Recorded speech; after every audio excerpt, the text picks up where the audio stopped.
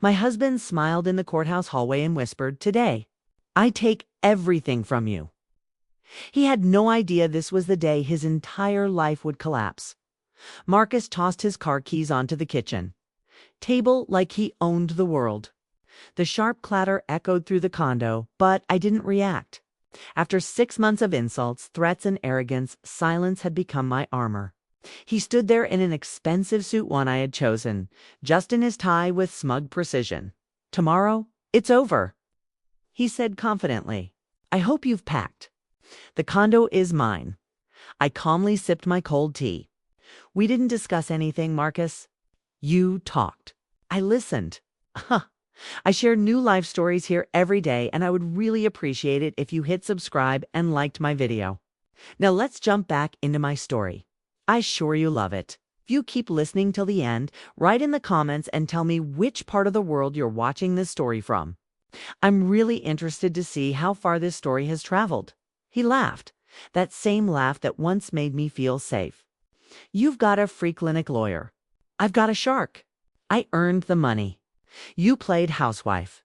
You'll walk away with nothing." He lied so smoothly he believed himself. Before leaving, he added casually, "Crystal's waiting in the car. We'll celebrate after court. Clear out the closet, we're moving her in." The door slammed. Silence wrapped around me like a heavy fog. I looked at the walls I'd painted, the furniture I'd chosen, the table where we once planned children. Marcus thought I was boring, quiet, just an accountant. He forgot something important. Accountants don't forget. 3 months earlier, my world had shattered on a rainy Tuesday. I was taking Marcus's suit to the cleaners when I found a receipt tucked inside the pocket. A luxury jewelry store. $5,000? A gold bracelet with topaz. The timestamp burned into my memory to 30p.m. at that exact time. Marcus had texted me, "Meeting with the CEO. Don't wait up." I didn't scream. I didn't cry. I opened my laptop. It took 2 minutes to find Crystal's public profile. 20,000 followers. Champagne glasses. Expensive cars. And there it was on her wrist, the bracelet. Caption, "Bae spoils me. Best night of my life." Something inside me went cold. That night, Marcus came home drunk and happy. I lay beside him, staring at the ceiling, listening to his satisfied breathing. And I made a promise to myself I wouldn't leave quietly. I wouldn't beg, and I wouldn't lose. For the next 3 months, I lived a double life. By day, I was the understanding wife. By night, I became an investigator. I accessed accounts Marcus thought I couldn't reach. I traced payments. I documented transfers. I built spreadsheets labeled balance of justice. And the deeper I dug, the uglier the truth became. The condo down payment. My grandmother's inheritance. The mortgage payments. My transfers every month. The luxury lifestyle, funded by gambling, fraud, and stolen money.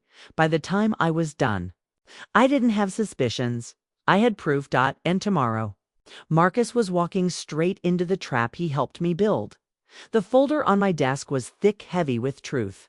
Bank statements, transfer records, screenshots, certified documents. Every lie Marcus ever told reduced to numbers and dates. I didn't sleep much during those months, but I slept peacefully knowing something he did. He had underestimated me.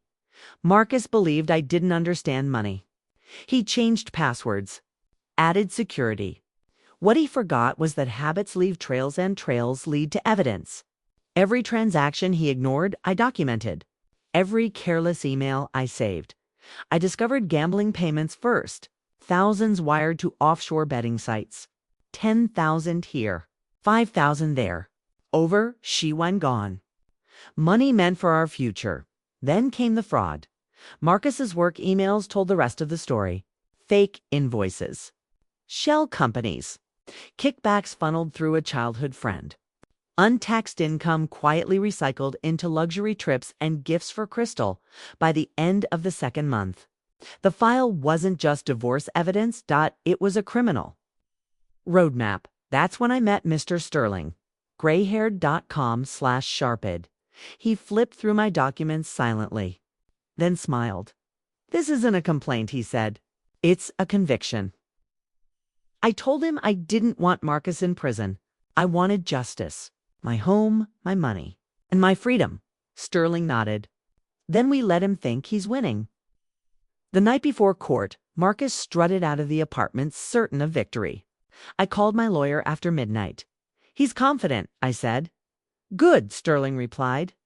"Arrogance makes people careless." The morning of the hearing, I dressed in navy blue. Not mourning, not rage, control.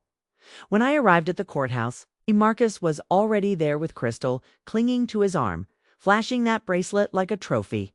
He leaned close. "Today is the best day of my life," he whispered. "I'm taking everything." I said nothing. Inside the courtroom, his lawyer spoke loudly and confidently.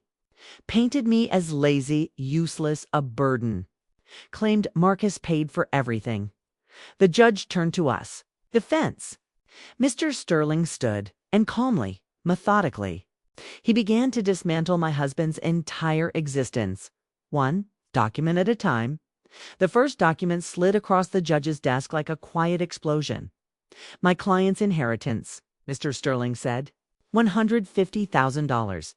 Exact amount used for the condo's down payment. Marcus stiffened. Then came the transfers. Month after month. My payments. My money. Always labeled mortgage.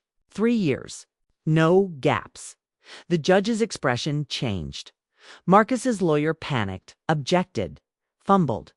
Then came the gambling records.